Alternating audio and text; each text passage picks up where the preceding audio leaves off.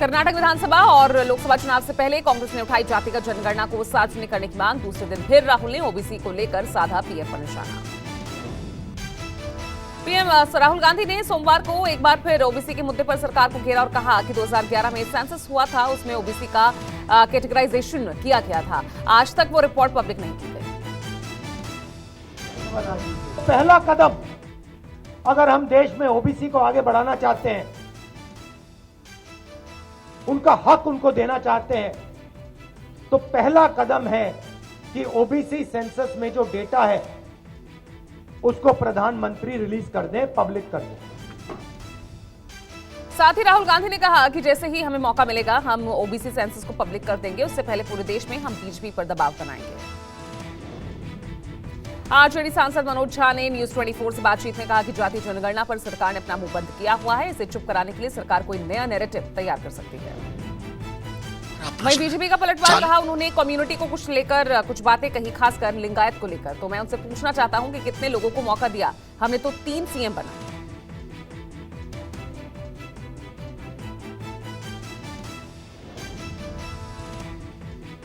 जाति आधारित जनगणना के पक्ष में खुलकर सामने आई कांग्रेस। मल्लिकार्जुन खड़गे ने पीएम मोदी को लिखा पत्र, कहा 2021 में जो जनगणना होनी चाहिए थी उसे तुरंत किया जाए। खड़गे ने चिट्ठी में लिखा, जातिगत जनगणना को अभिन्न अंग बनाया जाए। जातिगत जनगणना के अभाव में सामाजिक न्याय के कार्यक्रमों के डेटा भी अधूरा है। जाति आधारित जनगणना को लेकर जयराम रमेश ने खड़गे की चिट्ठी सोशल मीडिया पर ट्वीट की, लिखा, जितनी आबादी उतना हक। जगदीश शेट्टार के कांग्रेस में जाने पर एक्टिव हुई बीजेपी। डैमेज कंट्रोल के लिए बीजेपी राष्ट्रीय अध्यक्ष जेपी नड्डा हुबली पहुंचेंगे। जेपी नड्डा आज हुबली पहुंच रहे हैं और हुबली धारवाड़ मध्य निर्वाचन क्षेत्र में होने वाले 2 महत्वपूर्ण कार्यक्रमों में हिस्सा लेंगे। 19 अप्रैल को जेपी नड्डा पार्टी कार्यकर्ताओं के साथ एक संवाद कार्यक्रम में भाग लेंगे और दोनों लिंगायत मठ, प्रभावशाली मुसाविरा मठ और सिद्धारूढ़ा मठ का दौरा करेंगे। जेपी नड्डा शिग्गांव निर्वाचन क्षेत्र से मुख्यमंत्री बसवराज बोम्मई के नामांकन दाखिल करने की प्रक्रिया में भी हिस्सा लेंगे। कर्नाटक चुनाव के लिए भाजपा ने उम्मीदवारों की तीसरी सूची जारी कर दी है, जिसमें 10 उम्मीदवारों के नामों का ऐलान किया गया है। पार्टी ने महेश टेंगिनकई को जगदीश शेट्टार की सीट से टिकट दिया। कर्नाटक चुनाव से पहले बीजेपी को कांग्रेस ने दिया बड़ा झटका। बीजेपी से इस्तीफा देने वाले पूर्व सीएम जगदीश शेट्टार कांग्रेस में शामिल हो गए।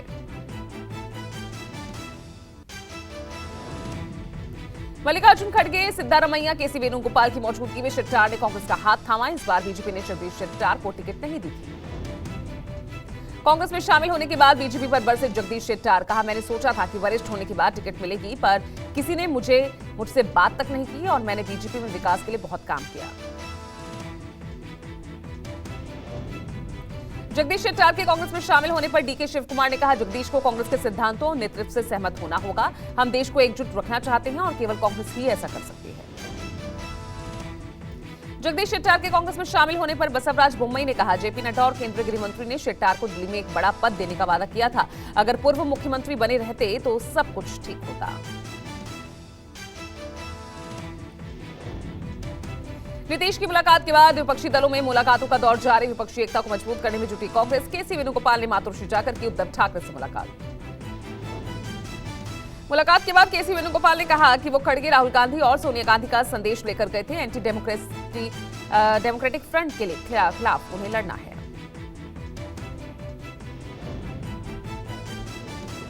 डिक्टेटरशिप वाला मोदी गवर्नमेंट के लिए लड़ना चाहता है।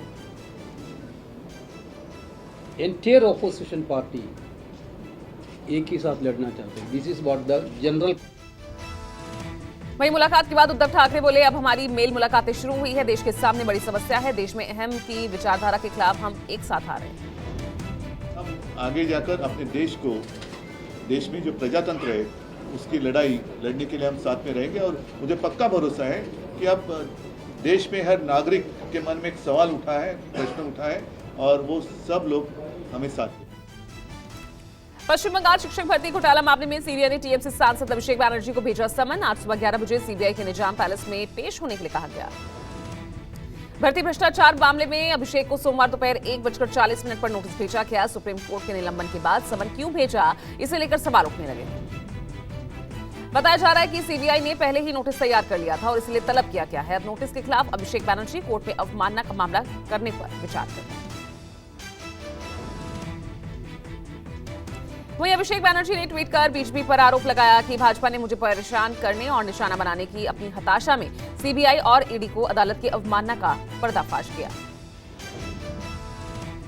अतीक अशरफ के तीनों हत्यारों को प्रतापगढ़ जेल शिफ्ट किया गया। बताया जा रहा है कि सुरक्षा कारणों से इन हत्यारों को प्रयागराज से प्रतापगढ़ शिफ्ट किया गया है।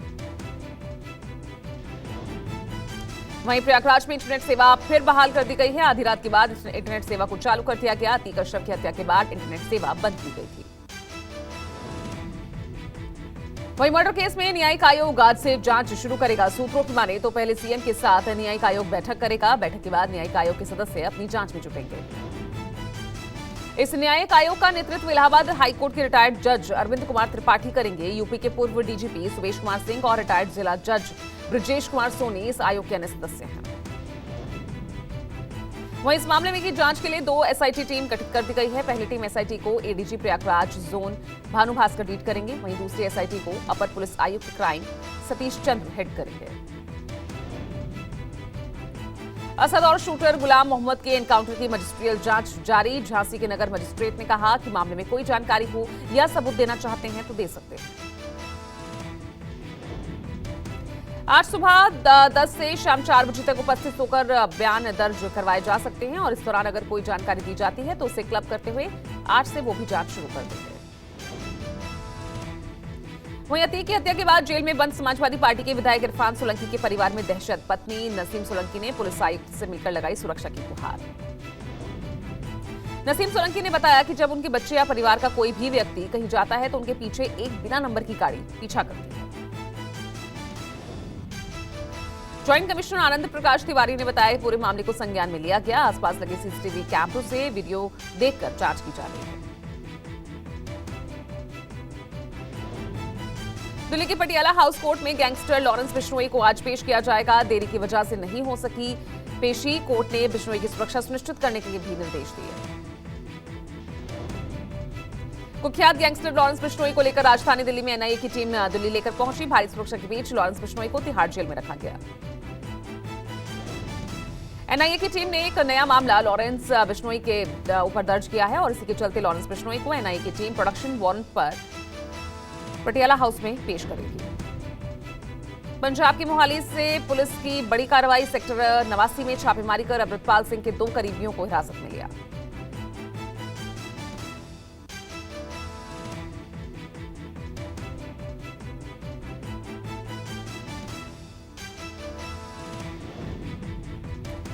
टीएमसी नेता मुकुल रॉय अपने 2 सहयोगियों के साथ लापता। उनके बेटे शुभांशु रॉय ने एयरपोर्ट थाने में पिता की गुमशुदगी की शिकायत दर्ज कराई।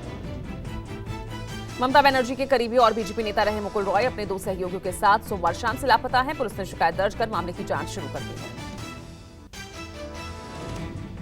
राजस्थान में कांग्रेस ने अपने विधायकों से 1-to-1 संवाद शुरू किया। पहले दिन के संवाद की शुरुआत अजमेर संभाग के विधायकों से हुई। मंगलवार को उदयपुर, कोटा और भरतपुर संभाग के विधायकों से, जबकि 20 अप्रैल को बीकानेर और जयपुर संभाग के विधायकों से संवाद किया जाएगा। राजस्थान विधानसभा चुनाव को लेकर एक्शन मोड में बीजेपी बीकानेर में मंगलवार को करेगी महाघेराव। इस महाघेराव में पार्टी के प्रदेश अध्यक्ष सीपी जोशी भी हिस्सा लेंगे। दिल्ली शराब नीति मामले में कोर्ट ने फिर बढ़ाई सिसोदिया की कस्टडी। मनीष सिसोदिया आज फिर से जमानत अर्जी पर उनकी सुनवाई होगी। 27 अप्रैल तक ईडी और 29 अप्रैल तक सीबीआई की हिरासत में रहेंगे। मनीष सिसोदिया की जमानत याचिका पर आज सुनवाई होगी। ईडी मनी लॉन्ड्रिंग तो सीबीआई अनियमितता के मामले को जांच कर रही है। आज सीएम नीतीश करेंगे कैबिनेट की मीटिंग। कई अहम प्रस्तावों पर मुहर लग सकती है। बैठक सुबह 11:30 बजे सचिवालय सभागार में होगी। सीएम नीतीश कुमार की अध्यक्षता में आयोजित इस बैठक में डिप्टी सीएम तेजस्वी यादव के साथ ही कैबिनेट के सभी मंत्री और विभागीय अधिकारी मौजूद रहेंगे। बिहार सरकार का बड़ा फैसला, जहरीली शराब से मरने वाले आश्रितों को मिलेगा 4-4 लाख रुपए का मुआवजा। सीएम नीतीश की घोषणा के बाद जारी हुआ नोटिफिकेशन। बिहार में खनन माफियाओं का आतंक। चेकिंग करने गई महिला अधिकारी को दौड़ा कर पीटा, ईंट पत्थरों से हमला किया। गुप्त सूचना के आधार पर जिला खनन विभाग के इंस्पेक्टर जांच करने पहुंची। मल्याधिकारी ने करीब 150 अवैध तरीके से बालू लोडेड ट्रक को पकड़ा था। ट्रकों को छुड़ाने के लिए बालू माफिया और उसके लोगों ने हमला शुरू कर दिया और बालूघाट के पास ही मल्याधिकारी को और उनकी टीम को दौड़ा कर पीटा। जिला खनन अधिकारी और 2 खनन निरीक्षक सहित 3 घायल हुए। बाकी लोगों की गिरफ्तारी के लिए छापेमारी जारी। सीएम नीतीश कुमार ने घटना का संज्ञान लिया। संबंधित अधिकारियों को लोगों की पहचान कर उनके खिलाफ उचित कार्रवाई के निर्देश दिए।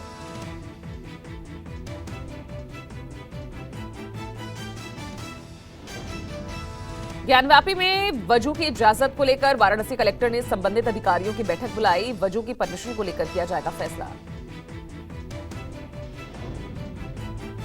आज मुंबई के कुर्ला में खुलेगा एप्पल का पहला रिटेल स्टोर। एप्पल इंडिया के सीईओ देश के पहले एप्पल स्टोर का करेंगे उद्घाटन। भीषण गर्मी के बीच बारिश दे सकती है राहत। अगले 24 घंटों में कई जगहों पर बारिश का अलर्ट। दिल्ली एनसीआर समेत पश्चिमी यूपी, हिमाचल, पंजाब, उत्तराखंड और हरियाणा सहित कई राज्यों में मौसम के करवट लेने के आसार। मौसम विभाग ने जारी किया अलर्ट। पंजाब में बारिश की संभावना। आज के कई जिलों में येलो अलर्ट जारी किया गया। शिमला में 2 दिन पूरे प्रदेश में बारिश और आंधी चलने की चेतावनी। तो जम्मू कश्मीर में 18 से 20 अप्रैल तक ऊपरी इलाकों में बर्फबारी और निचले इलाकों में भारी बारिश की संभावना। अतीक अहमद और अशरफ की हत्या पर सियासत जारी। तेजस्वी यादव ने उठाए सवाल। कहा, ऐसा लग रहा था कि पूरी हत्या स्क्रिप्टेड है। इस प्रकार से अगर कोई हत्या करता है कस्टडी में तो सवाल तो उठने लाजमी है और इस तरह का लग रहा था कि एकदम स्क्रिप्टेड है। नीतीश कुमार ने योगी सरकार पर निशाना साधा। कहा, कोई अपराधी जेल में है तो क्या उसे मार दिया जाएगा? अपराधियों को मार देने का कोई तरीका है? वो पुलिस को तो देखना ना चाहिए था पहले से कि आप कोई जेल में हो, उसको इलाज के लिए ले जा रहे हैं या किसी काम के लिए ले जा रहे हैं और रास्ते में हो गया ये। आप सांसद संजय सिंह ने किया एमसीटी मेयर और डिप्टी मेयर प्रत्याशी का ऐलान। शैली ओबरॉय एक बार फिर होंगी आपकी मेयर प्रत्याशी। आली मोहम्मद इकबाल फिर लड़ेंगे डिप्टी मेयर का चुनाव। आपकी मेयर और डिप्टी मेयर उम्मीदवार के लिए नामांकन दाखिल किया। 18 अप्रैल को नामांकन का आखिरी दिन है। 26 अप्रैल को मेयर और डिप्टी मेयर का चुनाव होना है। नवी मुंबई में महाराष्ट्र भूषण पुरस्कार समारोह में हीट वेव के चलते हादसे में मरने वालों की संख्या 11 हुई। 20 से ज्यादा लोगों का इलाज जारी। सीएम एकनाथ शिंदे ने मृतक के परिजनों को मुआवजे के रूप में 5 लाख रुपए दिए जाने का ऐलान किया। साथ ही अस्पताल में भर्ती मरीजों की सरकार द्वारा उचित इलाज कराए जाने की बात कही। उद्धव ठाकरे, आदित्य ठाकरे और एनसीपी नेता अजीत पवार ने अस्पताल पहुंचकर इलाज करा रहे लोगों से मुलाकात की। विपक्ष ने सरकार से पूछे सवाल। उद्धव ठाकरे ने कहा, इस कार्यक्रम की योजना ठीक से नहीं बनाई गई थी। आखिर इसकी जांच कौन करेगा? दिल्ली के नागलोई इलाके में स्थित एक घर में एलपीजी सिलेंडर में ब्लास्ट। धमाके की वजह से घर ढह गया। कई लोग मलबे में लगे। घटना की सूचना के बाद दमकल विभाग और पुलिस की टीम मौके पर पहुंची। राहत और बचाव कार्य किया गया। 8 लोगों के घायल होने की खबर।